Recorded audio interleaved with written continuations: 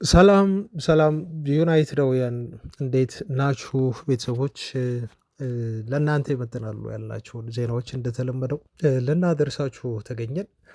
የማንቸስተር ዩናይትድ ሌሎጥ ሚስጥር በተለይ እስካሁን ድረስ በጣም ቁልፍ የሆነ ሚስጥር አለ። ሌሎች ክለቦች ፌል ያደረጉበት ግን ማንቸስተር ዩናይትድ ደግሞ ይህ በዚህ ነገር ስኬታማ የሆነበት ሚስጥር አለ። እሱን ሚስጥር ዛሬ አሁን እናየዋለን። ያ ሚስጥር ከ15ኛ ደረጃ ክለቡን ወደ 3ኛ ደረጃ ላይ ያስቀምጦታል። የእንግሊዝ ፕሪሚየር ሊግ በነገራችሁ ላይ ዛሬ የ29ኛ ሳምንት ጨዋታዎች ይደረጋሉ። ያው ዩናይትድ ነገር ጨዋታውን የሚያደርገው ነገ ምሽት 5 ሰዓት ከሩብ ጨዋታውን የሚያደርግ መሆኑን ተከትሎ እንደው ከዛሬ ጀምሮ ስለዛ ጨዋታ ቀደም ያሉ መረጃዎችን ማድረሳችንን እንቀጥላለን ማለት ነው። ጨዋታ ሰዓቶችንም የዛሬዎቹን መርሃ ግብሮች የምንጠቁማችሁ ይሆናል። የቶተንሃም እና የዌስትሃም ዩናይትድ የመውረድ ስጋት ለዩናይትድ ትልቅ ጥቅም ይዞ መጥቷል። በምን እነማን ተጫዋቾች ምናልባት ከእነኚህ ክለቦች ወጥተው ወደ ዩናይትድ ሊያመሩ ይችላሉ የሚለውንም እንዲሁ ለመፈተሽ እንሞክራለን። ከዛ ውጭ ደግሞ ካሳሜሮ እዚህ ጋር አሁን ኤጀንት ሆኗል።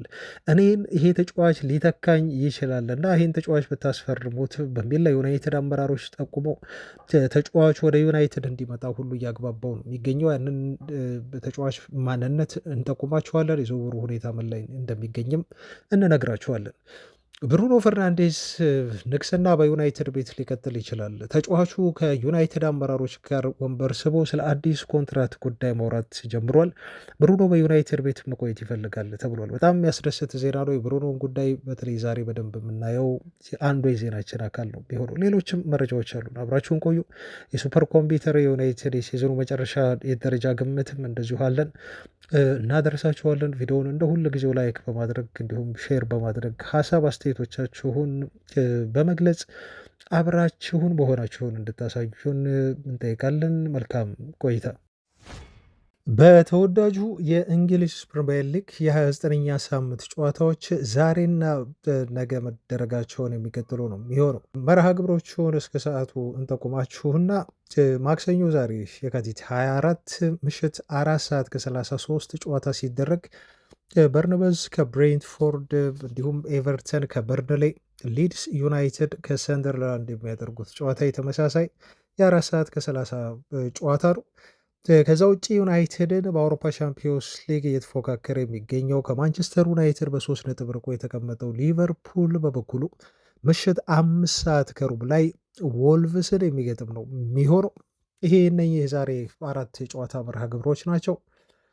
እንዲሁም ነገ ረቡዕ የካቲት 25 ያው ዩናይትድ ጨዋታውን የሚያደርገው ምሽት 5 ሰዓት ከሩብ ነው። ከኒውካስል ዩናይትድ ጋር ነው ጨዋታውን የሚያደርገው። ነገ በጣም ተጠባቂ የሆነ ጨዋታ ነው። ስለ ጨዋታው ከዛሬ ጀምሮ እንዲሁ በነገ ፕሮግራማችን ላይ አንዳንድ መረጃዎችን የምናደርሳችሁ ነው የሚሆነው።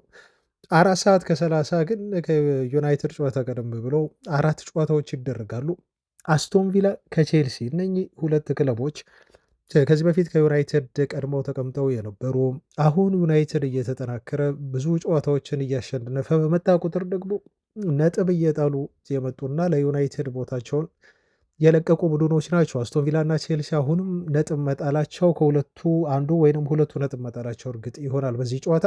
ነገ ምሽት 4 ሰዓት ከ30 ሁለቱ ክለቦች እርስ በርስ ይገናኛሉ። 4 ሰዓት ከ30 ሌላው የሚደረገው ጨዋታ አርሰናል እና ብራይተን የሚያደርጉት ጨዋታ ነው። አዌ የሊጉ መሪ አርሰናል ወጥቶ ከብራይተን የሚያደርገው ጨዋታ ተጠባቂ ነው የሚሆነው። እንዲሁም ፉልሃም ከዌስትሃም ዩናይትድ እንዲሁም ማንቸስተር ሲቲ ከኖቲንግሃም ፎረስት የሚያደርጉት ጨዋታ የነገ 4 ሰዓት ከ30 መርሃ ግብር ናቸው። ብቸኛው ሐሙስ የሚደረገው ጨዋታ ቶተንሃም ከክሪስታል ፓላስ የሚያደርጉት የለንደን ደርቢ ጨዋታ ምሽት 5 ሰዓት የሚደረግ ይሆናል ማለት ነው። እንግዲህ እነኚህ የእንግሊዝ ፕሪሚየር ሊግ የጨዋታ መርሃ ግብሮች ናቸው። እንድትከታተሉ ለመጠቆም ያህል ነው ቤተሰቦች ወደ እናንተ ያደረስናችሁ። አሁን በቀጥታ ወደ ቡድናችን ማንቸስተር ዩናይትድን የተመለከተ መረጃ እናድረሳቸው። ዩናይትድ ነገ ነው ጨዋታውን የሚያደርገው።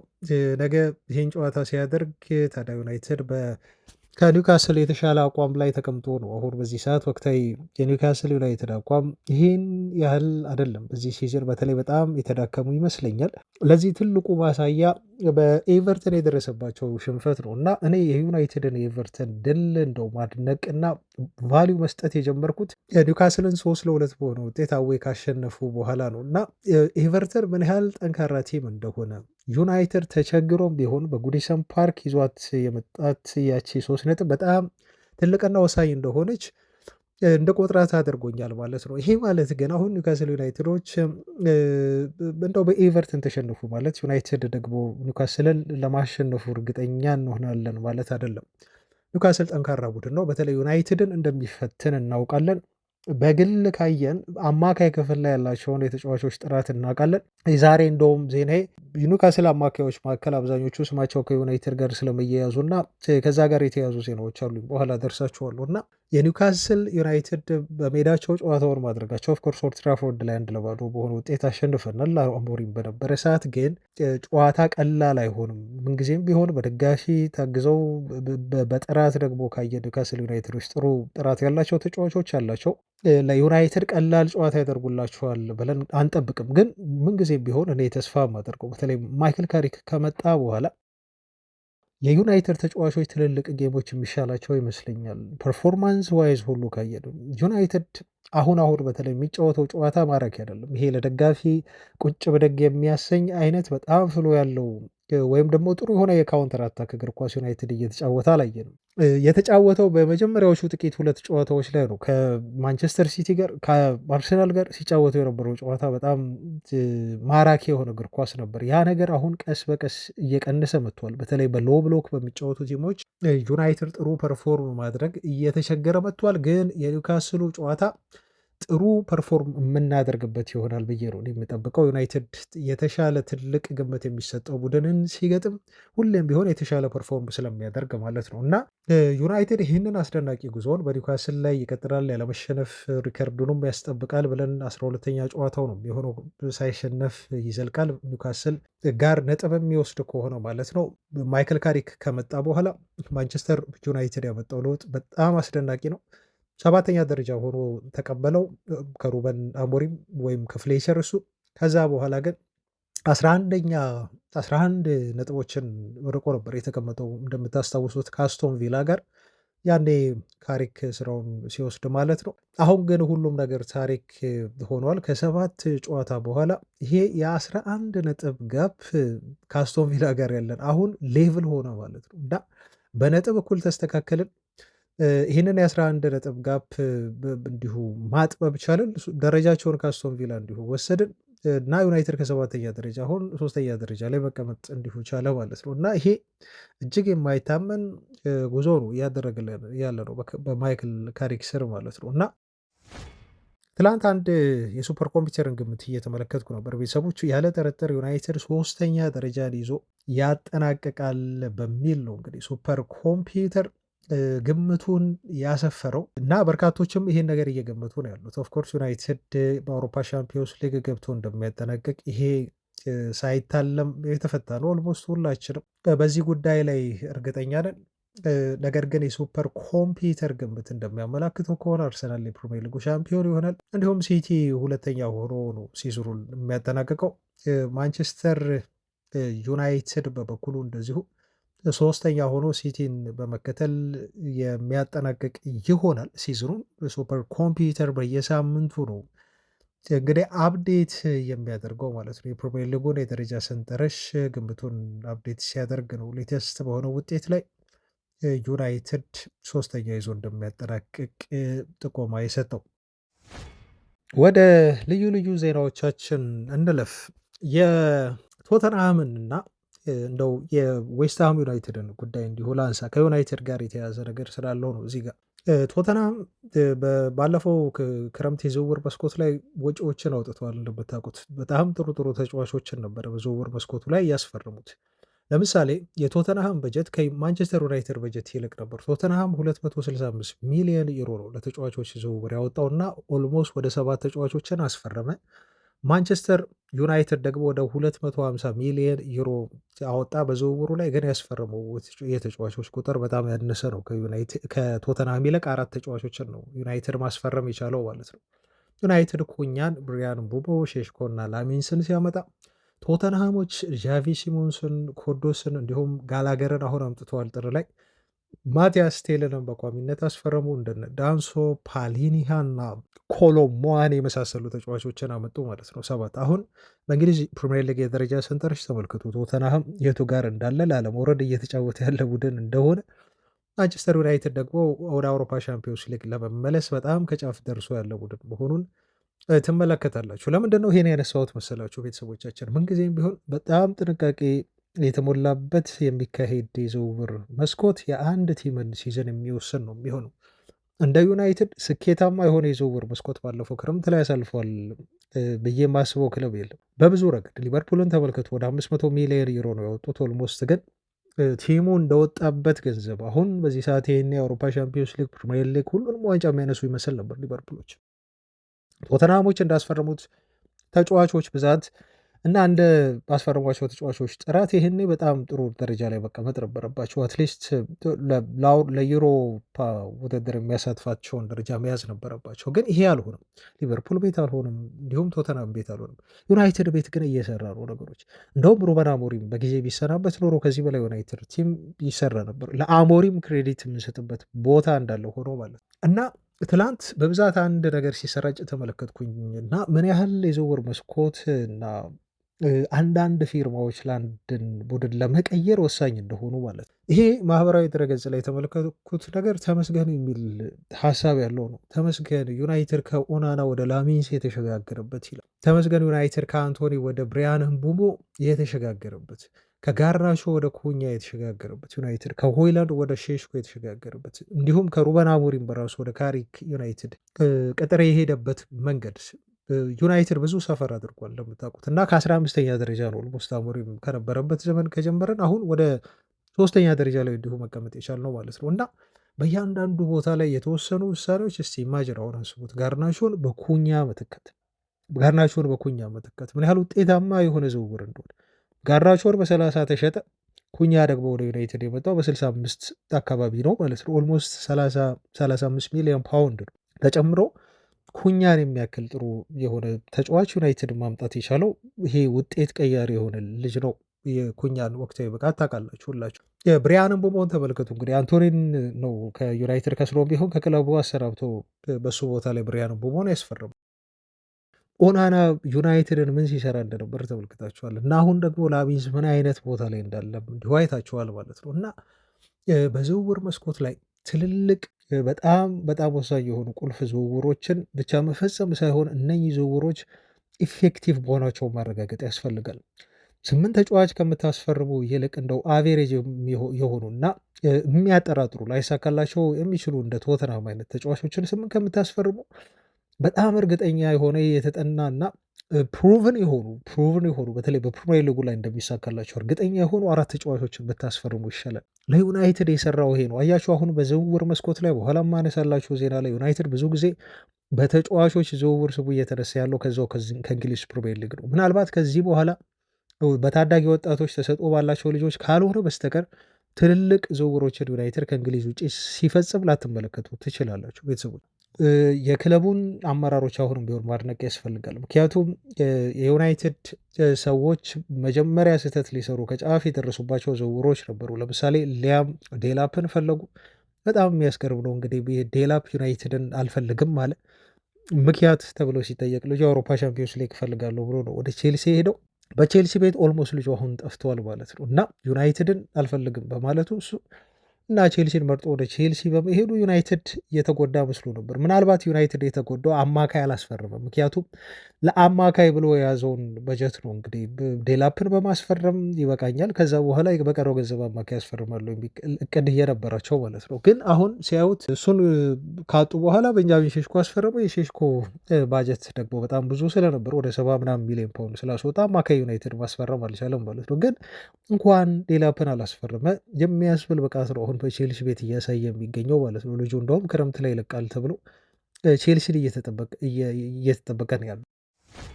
ቶተንሃም ቤትም እንዲሁ በደረሰው ኪሳራ መሰረት አሁን የክለቡ ሰዎች አመራሮች አሁን ክለቡ 50 በመቶ ደሞዛቸውን እንደሚቀንስ የሚወርድ ከሆነ ወደ ታችኛው ወደ ሻምፒዮንሺፕ እንደሚቀንስ በውላቸው በስምምነታቸው መሰረት ስለተቀመጠ አሁን የቶተንሃም ተጫዋቾች በርካቶቹ ክለቡን ለመልቀቅ እያሰቡ የሚገኙት። ለዛም ነው አንዳንድ የቶተንሃም ተጫዋቾች ተከላካዩ ቫንደቢን ሁሉ ሳይቀር አሁን ወደ ዩናይትድ ስማቸው እየተነሳ የሚገኘው ማለት ነው። ከደሞዛቸው ግማሽ ለመቀነስ ነው እንግዲህ አሁን ተስማምተው ለቶተንሃም የፈረሙት ማለት ነው። ቶተንሃም አሁንም ቢሆን በሊጉ መቆየቱ የተረጋገጠ አይደለም። በሂሳብ ስናሰላይ መትረፍ እድል አለው፣ የመውረድም እንዲሁ ተመሳሳይ እድል አለው ማለት ነው።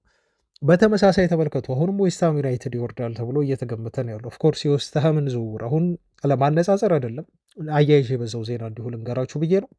ዌስትሃም ዩናይትድ ከሊጉ የሚወርድ ከሆነ ከዌስትሃም ዩናይትድ እንደው ክለቦች ተጫዋቾችን ለመቀማት እና ለመቀራመት ከወዲሁ ዝግጁ ናቸው። ኦፍኮርስ ምንም ጥያቄ የለውም። ልክ ወልቭስ ቤት እየተከሰተ እንዳለው ማለት ነው። እና በርካታ ተጫዋቾች ዩናይትድንም ጨምሮ የወልቭሶቹን ጎሜስን እንዲሁም ይሄ ማቲያስ ማኔን ለማስፈረም ጥረት እያደረጉ እንዳሉት ልክ እንደዛው ሁሉ ከዌስትሃም ዩናይትድም አንዳንድ ተጫዋቾችን ለመውሰድ ዩናይትድን ጨምሮ ጥረት እያደረጉ ነው የሚገኙት ማለት ነው። ለምሳሌ አሁን ዩናይትድ ከዌስትሃም ጃሬድ ቦዌል የሚባለው ልጅ በጣም አጥብቆ ይፈልገዋል። ሰሞኑን የወጣ ዜና የሰማችሁት ቤተሰቦቻችን።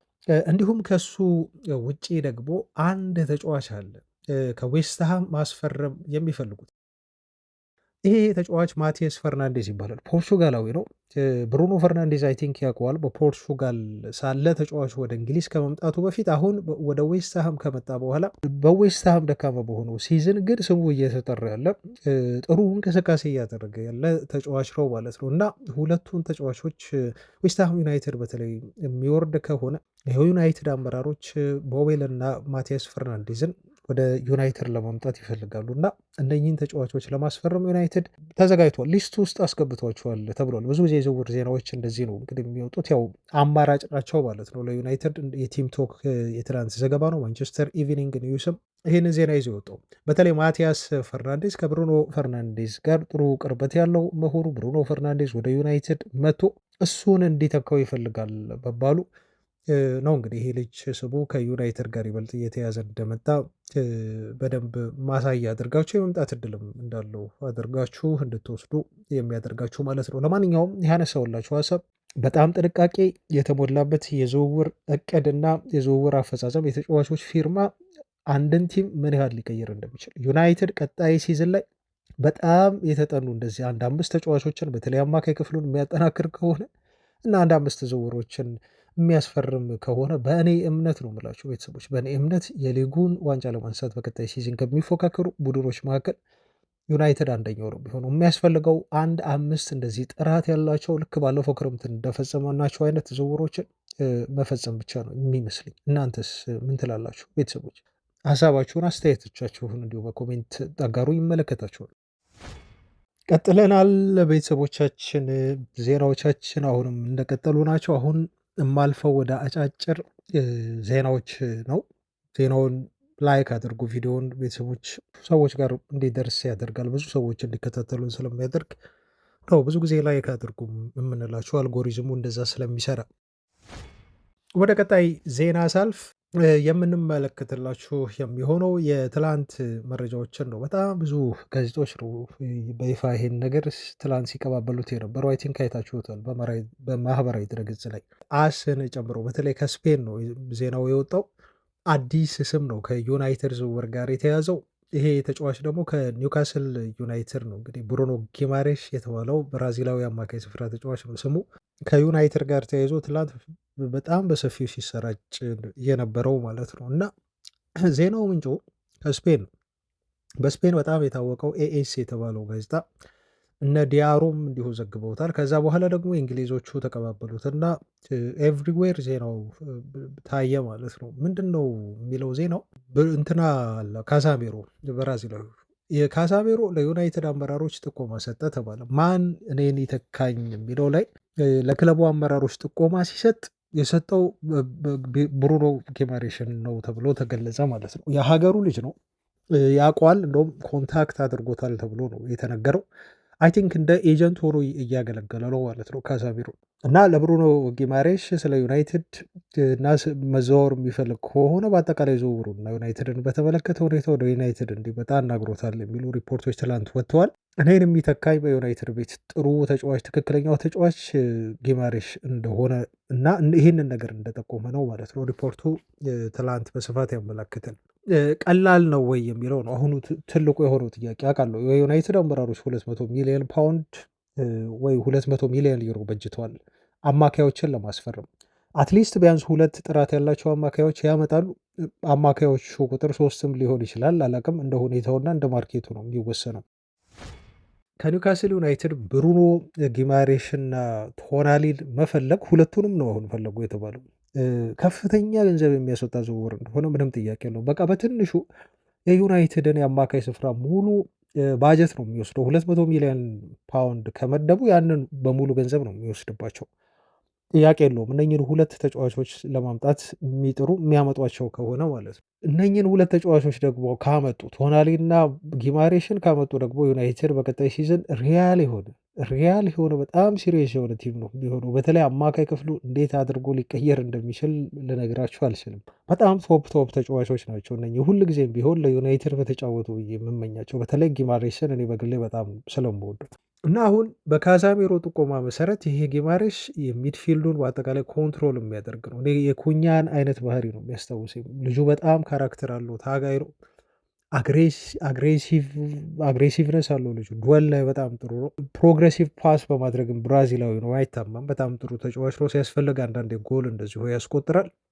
እና የዩናይትድ አመራሮች በጣም ጥሩ የሆነ የዝውውር ሊስት እንደያዙ ቢፈጸምም ባይፈጸምም እንደው እንደያዙና አምቢሽናቸው በጣም ጥሩ እንደሆነ ዝውውር መስኮት ላይ እኔ እየታየኝ ነው ያለው እና በጣም ጥሩ ዜና አድርጌ ወስጄዋለሁ። ቤተሰቦቻችን እንደነገርኳችሁ በፕሪሚየር ሊጉ የተረጋገጡ እና በደንብ አድርገው ዩናይትድ ቤትም ቢመጡ እንደው ይሳካል አይሳካላቸውም ብላችሁ የምትጠራጠሯቸው ሳይሆኑ በደንብ አድርገው ራሳቸውን ፕሩቭ ያደረጉ ተጫዋቾችን ነው ክለቡ አሁን እየፈለገ ያለው። ለዛ ነው ጊማሬስ የተካተተው፣ ቶናሊም ከዛው እንግሊዝ የተካተተው። ኢሌት አንደርሰን ደግሞ ሁሌም እንደሚባለው ቀዳሚ የዩናይትድ የዝውውር ኢላማ ነው፣ ግን እርግጠኛ መሆን አይቻልም በዚህ ተጫዋች ላይ። ትላንትም ብየው ከሆነ አላቅም፣ የአውሮፓ ሻምፒዮንስ ሊግ ተሳትፎ በጣም ቀዳሚው ጉዳይ ነው ይህን ልጅ ለማስፈረም። ከዛ ውጭ ደግሞ የልጁ የገንዘብ ፍላጎት ይወስነዋል። ምክንያቱም ሲቲ አጥብቆ ነው የሚፈልገው። እንደውም ከዩናይትድ ቀደም ብሎ ነገሮችን ለመጨረስ ጥረት እያደረጉ እንደሆነ መረጃ ወጥቶ ሆነ ያድርሻቸዋሉ ሰሞኑን። እና አሁን ኢሊየት አንደርሰንን ለማስፈረም ዩናይትድ ትግል የሚገጥመው ምን ላይ ነው? ገንዘብ ላይ ነው ማለት ነው። የዝውውር ገንዘቡ ሳይሆን የተጫዋቹ ደሞዝ ላይ ማለት ነው። ልጁ በሲቲ ቤት የተሻለ ደሞዝ ሊያገኝ ይችላል። ሲቲ ከፋይ ክለብ ነው ታውቃላችሁ። አሁንም ለማርክ ጎሄ 350 ሺህ ፓውንድ ነው በሳምንት ከፍለው ያስፈርሙት ሲቲዎች። አጥብቀው ከፈለጉት አሁንም ለኢሊየት አንደርሰን ሊከፍሉት ይችላሉ። እዛ ገደማ 300 ሺህ ፓውንድ አካባቢ ደሞዝ። ዩናይትድ ደግሞ ይሄን ማድረግ አይችልም ታውቃላችሁ። ለዛ ነው ይሄን ልጅ ለማምጣት ወደ ዩናይትድ የተጫዋቹም ፍላጎትና በተጫዋቹ ወገንም ያለ ኢንተረስት እጅግ በጣም ወሳኝ ነው ብዬ የምላችሁ። ስለዚህ ዩናይትድ ቤት ውስጥ እርግጠኝነት አሁን የለም ዩናይትድን እንደሚመርጥ። ልክ ኩኛ መርጦ እንደመጣው ወይ ብሪያን ምቦሞ መርጠው እንደመጡት ለዩናይትድ ነው መጫወት የምፈልገው የሚል ፍላጎት እስካሁን ድረስ ከተጫዋቹ በኩል ፍንጭ አልተገኘም። ይሄ ልጅ ግን ገና አልወሰንም፣ በሩን ክፍት አድርጓል። የአውሮፓ ሻምፒዮንስ ሊግ ወሳኝ ሊሆን ይችላል ወደ ዩናይትድ እንዲመጣ፣ ግን እስካሁን ድረስ ምርጫው ወደየት እንደሆነ ወደየት ሊያደላ እንደሚችል አላሳወቃቸውም። ለዛ ነው አማራጮቻቸውን እንደዚህ በዛ ማድረጋቸው ዩናይትዶች የሚጠበቅ ነው ማለት ነው። አደም ዋርተን ሌላኛው የዩናይትድ አማራጭ ነው። ይሄም ተጫዋች ሻምፒዮንስ ሊግ ይፈልጋል እና ወደ ዩናይትድ ምናልባት ልክ በደሞዝ ምክንያት ላይ መጣ ይችላል የምትሉት ተጫዋች አይደለም። አይ ቲንክ 150 ሺህ ፓውንድ በሳምንት ቢከፈለው ደስተኛ ሆኖ የሚመጣ ይመስለኛል። በኢሊየት አንደርሰን ደሞዝ ፍላጎት ላይ እርግጠኛ ባልሆንም 150 ወይ 200 ሺህ ፓውንድ መቀበሉን አደም ዋርተን ግን ይሄን ሊቀበል ይችላል። ሌላኛው ደግሞ ከወልቭስ ቤት እንዲሁ ወልቭስ የመውረድ ስጋት ያለበት ቡድን ነው። ስሙ የተነሳው ጆዋው ጎሜዝ የሚባለው ብራዚላዊ ሌላኛው ተጫዋች ነው። ይህም ተጫዋች ወደ ዩናይትድ የመምጣት እድል እንዲሁ አለው ማለት ነው ከወልቭስ ኦልሬዲ መውረዱን እንዲሁ ስላረጋገጠ እና በዚህ መሰረት ነው ማለት ነው። እንደ ኤኤስ ጋዜጣ ዘገባ ከሆነ ዩናይትድ ሰዎች፣ አመራሮች የአማካይ ክፍል አማራጮቻቸውን እያበዙ የሄዱትና ትላንት አዲሱ ነገር ጊማሬሽ እዚህ ውስጥ መካተት በጣም በጣም የሚያስደስት ዜና ነው ማለት ነው። እኔ መካተቱ ብቻ ሲሆን ክለቡ ያለው ዝውውር መስኮት ላይ ይሄ 200 ሚሊዮን ፓውንድ ባጀት መድበው ሁለት በጣም ፕሩቭን የሆኑ አማካዮችን ለማስፈረም እያደረጉ ያለው ጥረት የሚያስደስት ስለሆነ ነው እና ከዚህ ተጫዋች በተለይ ከብራዚላዊው ጊማሬሽ ተጫዋች ጋር በተያያዘ ካሳሜሮ ኢንቮልቭ ማድረጉ ስለ ዩናይትድ ብዙ ነገር ሊለው ይችላል። ፕላስ ማቲያስ ኩኛ አለ እንደምታውቁት የብሔራዊ ቡድን አጋር ናቸው እነዚህ ተጫዋቾች እና ዩናይትድ ጠንከር አድርጎ ፍላጎቱን እንደው የሚገፋ ከሆነ ከኢሌት አንደርሰን ይልቅ ወደ ዩናይትድ የመምጣት ፍላጎት የሚኖረው ነው የሚመስለኝ እኔ በደንብ እና እነኚህ ተጫዋቾቻችን እንደ ወኪል እያገለገሉ ነው። ጊማሬስ ወደ ዩናይትድ እንዲመጣ በተለይ ካሳሜሮ ትልቅ ስራ እየሰራ ነው የሚለው ነው ትልቁ ዜና። ወደ ብሩኖ ፈርናንዴስ ደግሞ እንለፍ ቤተሰቦች። ትላንት ደስ የሚል ዜና ወጥቷል በብሩኖ ፈርናንዴስ ቆይታ ዙሪያ በተመለከተ። አሁን ብሩኖም ክለቡም እንግዲህ ጠረጴዛ ስበው ስለ ወደፊት የክለቡ ቆይታ ለመነጋገር ዝግጁ ናቸው ተብሏል። ከአምናው ሰመር ጋር የሚለየው በጣም ጥሩ የተባለው ዜና ምንድን ነው? እኔ ተስፋ የሰጠኝ በሁለቱም ወገን ፍላጎት መኖሩ ነው።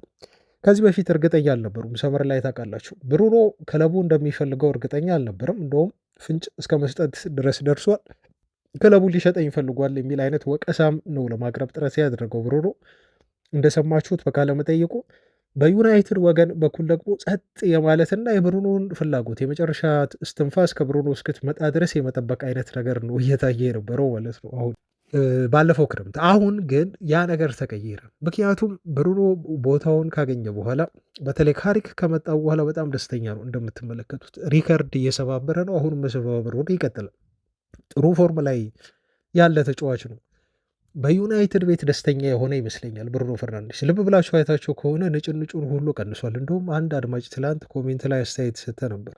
በፊት ለብሩኖ ያለህ ነገር ጥሩ አይመስለኝም እና ስለ ብሩኖ ፈርናንዴስ ጥሩ ነገር አታወራም ነበር መንጌ። አሁን እኔ ደግሞ ነግሬህ ነበር ብሩኖ ምን ያህል ወሳኝ እና ጥሩ ተጫዋች እንደሆነ በዩናይትድ ቤት እኔ ስነግርህ ነበረ እና አሁን አመለካከትህን በመቀየርህ ደስተኛ ነኝ ብልሃል። አንድ አድማጭ አንድ ቤተሰቤ ነው ኮሜንት ላይ ይህን አስተያየት የሰጠውና እኔ በፊትም ማነሳበት ትልቁ የነበረው ጥያቄ ብሩኖ ላይ የነበረኝ ጥያቄ ነው የችሎታ ጥያቄ አይደለም፣ የጸባይና የካራክተር ጥያቄ ግን ነበረኝ። በተለይ ዩናይትድ ደካማ በነበረባቸው በነኛ ወቅቶች በተለይ አምና ዩናይትድ ጥሩ በማይጫወትባቸው እና እንደ ቲም እንደው በወደቅንባቸው በጣም የዝቅታ ደረጃ ላይ ደርሰን በነበርንባቸው ወቅቶች ላይ ብሩኖ ያሳይ የነበረውን ባህሪ እውነት ለመናገር አልወደውም ነበር ያኔ። ይሄ የኔ ፐርሰናል ቴስት ነው። አሁን ይሄን ባህሪውን የተጫዋቹን ባህሪ ንጭንጩን ምናምን አለመውደድ ማለት ተጫዋቹን እንደው ማጣጣል ማለት አይደለም። ቤተሰብ ብሩኖን ፈርናንዴስ ስንማ እንኳን እኔ አይደለሁም የትኛውም የተቃራኒ ቡድን ተጫዋች ኬቨን ዲብሬን ሳይቀር እኮ ነው አፉን ሞልቶ በጣም ምርጥ አማካይ ብሎ ያመሰገነው ያሞካሸው ልጅ ነው።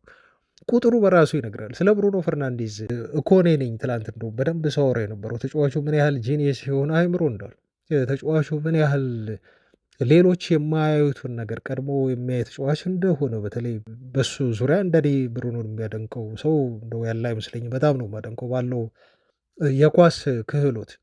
በአሞሪም ዘመን ደስተኛ እንዳልነበር እናውቃለን። የአቅሙን እየተጫወተ እንዳልነበር እናውቃለን። ግን ብሩኖ ፈርናንዴዝ ላይ አይደለም የፈረድ ነው፣ ሩበን አሞሪም ላይ ነው። ልጁን እያባከነው እንደሆነ ያለ ቦታው እያጫወተ ወደ በጥልቀት ወደ አማካይ እየተመለሰ እያባከነው እንደነበር እና አሞሪም ነው ተጠያቂ ሊሆን የሚችለው። ግን ብሩኖ ፈርናንዴዝ አሁን ቲሙ መስተካከሉን ተከትሎ ልብ ብላችሁ አይታችሁት ከሆነ ቤተሰቦች እስቲ ልብ ብላችሁ እዩ፣ መነጫነጩን ቀንሷል እና ከዚህ በፊት ሲያነጫንጨው የነበረው ይሄ በጣም ወጣ ያለ ባህሪ ሜዳ ላይ ሲያሳይ የነበረው ዳኛዎች ላይ በጣም ሪያክት ሲያደርግበት የነበረው መንገድ ብሩኖ ከቡድኑ መዳከም ጋር ተያይዞ ነው። ያ በጣም ጫናው ሲበዛበት ነው ያሳየው ባህሪ ነው በዛ ሰዓት የነበረው ባህሪ ማለት ነው እና ያንም ባህሪ አሁን በመተው እና ብሩኖ ፈርናንዴዝ በጣም በቃ ከበፊቱ አንጻር በጣም ጨዋ ሆኖ ሜዳ ላይ በጣም ዲሲፕሊን ሆኖ የቲሙ ፈጠራ ላይ ብቻ በማተኮሩ አሁን ጸባዩ በመቀየሩ እኔ የበፊቱን ሀሳቤን አንስቻለሁ። ብሩኖ ፈርናንዴዝ እንዲሆን የምፈልገው እንደዚህ ነው። በጣም ኩል የሆነውን ብሩኖ ፈርናንዴዝ ነው የምፈልገው። ይሄ ልጅ አሁን ለመቆየት በዩናይትድ ቤት ማሰቡ እና በኮንትራት ድርድር ከክለቡ አመራሮች ጋር አብሮ ተቀምጦ በዩናይትድ ቤት መቆየት እፈልጋለሁ በማለቱ ደግሞ ይበልጥ በጣም ነው የተደሰትኩት እና ብሩኖ እኔ የሚቆይ እየመሰለኝ አልነበረ። አሁንም ፋብሪሶ ሮማኖ ትላንት በዩቲዩብ ቻናሉ ላይ ወጥቶ ቀጣይ ክረምትም ብዙ የሳውዲ ክለቦች ብሎናል። አይተውም። ብሩኖን መጠየቃቸው አይቀርም፣ መፈታተናቸው አይቀርም፣ ጥሩ ገንዘብ ያቀርቡለታል። ግን በዩናይትድ ያልጨረሰው ነገር አለ ብዬ እኔ ደግሞ በግሌ ያስባለሁ። ብሩኖም ፈርናንዴዝ መቆየት የሚፈልግ ይመስለኛል። እንዴት አድርገው ይፈቱታል? ገንዘቡን ይሰጡታል ወይ? ይሄ ጠየቀ ፈለገ የተባለውን 400,000 ፓውንድ በሳምንት የሚለውን እሱን አላውቅም። ቤተሰቦቻችን እሱን እንግዲህ ተጫዋቹ ነው የሚወስኑ። እዚህ ጋር እኛ ምንም ማድረግ አንችልም። መቆየት ከፈለገ ብሩኖ ፈርናንዴዝ በዩናይትድ ቤት ያልጨረስኩት ስራ አለኝ፣ የሆነ ትልቅ ዋንጫ ማንሳት እፈልጋለሁ የሚል ከሆነ በቃ ኢቲዝ አፕቱ ይሄም ማለት ነው፣ በሱ ነው የሚወሰነው። አይ ገንዘብ ይሻለኛል በቃ በዩናይትድ ቤት በቃኝ የሚል ከሆነ ምንም ማድረግ አይቻልም። ቢቆይ ግን ክለቡም አሁን ደስተኛ ነው፣ እኛም በብሩኖ ፈርናንዴዝ 100% መቆየት በጣም ደስተኛ ነን ማለት ነው። ቤተሰቦቻችን ሮይኪን እንደተናገረው እና እሱን ሸጣችሁ በቃ እንደው ፍሎራን ዊትስን አምጦት በማለት ይቅርታ ጠይቃለሁ ብሏል። እና እኛም ሀሳብ እንቀይራለን። አሁን ብሩኖ ፈርናንዴዝ በክለባችን ቢቆይ ነው ምን መርጥ፣ ምክንያቱም የምንመኘውን አይነት ብሩኖ ፈርናንዴዝ እያየን ያለ ነው። ቶታሊ በቃ በጣም ፐርፌክት የሆነ ምርጥ ተጫዋች መሆኑን ብሩኖ አሳይቶናል። እና የአመቱ የፕሪሚየር ሊጉ ምርጥ ተጫዋች የመባልም ሰፊ እድል እንዳለው እንደ ጋሪ ሊንከር ሁሉ ሳይቀር እየጠቆሙ ነው። መሆን አለበት እያሉ ነው። ስታቱ ብቻ በቂ ነው ይሄን ለማለት።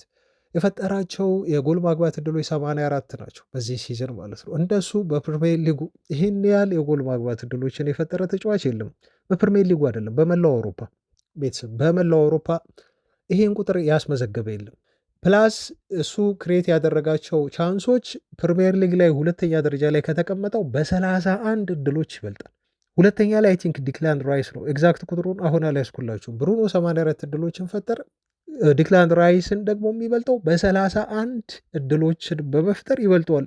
ጋፑን ውስጥ እንደሱ ክሪኤቲቭ የሆነ ማሽን በፕሪሚየር ሊግ ብቻ አይደለም በአውሮፓም የለም እያልኳችሁ ነው። ብሩኖ ፈርናንዴዝ 13 ይሄ አሲስት አድርጓል በዚህ ሲዝን። ይሄ ትልቁ ነው። የዩናይትድን ታሪክ ለመስበር ደግሞ የዩናይትድን የአሲስት ሪከርድ ለመስበር 3 ሪከርድ ነው የሚበቃው። 15 አሲስቶችን በመስጠት ሪከርዱን የያዘው ዴቪድ ቤካም ነው። አሁን ብሩኖ 13 ላይ ደርሷል። 3 አሲስቶችን ካደረገ ያደርጋል ብለን ነው የምንጠብቀው። ገና 10 ጨዋታ አለው ዩናይትድ። የዩናይትድን የምንጊዜም ከፍተኛ አሲስት ይሰብራል ማለት ነው። 3ቱ ላይ ደግሞ ተጨማሪ የሚጨምር ከሆነ 1-7 የሚጨምር ከሆነ የፕሪሚየር ሊጉንም እንዲሁ ሊሰብር ይችላል። ሆነሪ በቴሪ ዳንኤል ሆነሪ የተያዘውን ማለት ነው። እና 13 ክሬት በማድረግ አሲስት በማድረግ እንዲሁም ብዙ ቻንስ ክሬት በማድረግ በ90 ደቂቃ በሁሉም ሜትሪክስ ብታየው ብሩኖ ፈርናንዴዝን የሚያክል ፈጣሪ አማካይ በፕሪሚየር ሊጉ የለም። እና ዩናይትድ እንደው ጥሩ ደረጃ ይዞ በዚሁ ፕሪሚየር ሊጉን የሚጨርስ ከሆነ ብሩኖ ፈርናንዴዝ የዓመቱ የሊጉ ሁሉ ምርጥ ተጫዋች የሚባል እድል አለው። ኢቨን ሌሎቹን አርሰናል ሻምፒዮን ቢሆን እንኳን ከአርሰናል ሁሉ ላይ መረጥ የሚችልበት እድል በጣም ሰፊ ነው ይመስለኝ በዚህ ሲዝን። እና ብሩኖ ለመቆየት ማሰቡ በጣም ደስ የሚል ዜና ነው። ይሄ ነው እንግዲህ በብሩኖ ቆይታ ዙሪያው እየወጣ ያለው ነገር። ግን እኔው እውነትነቱን እንዲው ይስማማሉ ወይ እንዴት ነው የሚስማሙት የሚለውን ነገር መታገስና ማየት ይኖርብናል ለማለት ነው። ለማንኛውም አድማጮች አብራችሁ ስለሆናችሁ ስለተከታተላችሁ እስካሁን ከልብ አመሰግናለሁ። ወደ ነገ ደግሞ እንገናኛለን። ቼክ አድርጉን። የጨዋታ ቀዶ ግን ልዩ ልዩ መረጃዎችን ይዘንላችሁ እንመጣለን። እስከዛ ሰላም ሁኑ ባይ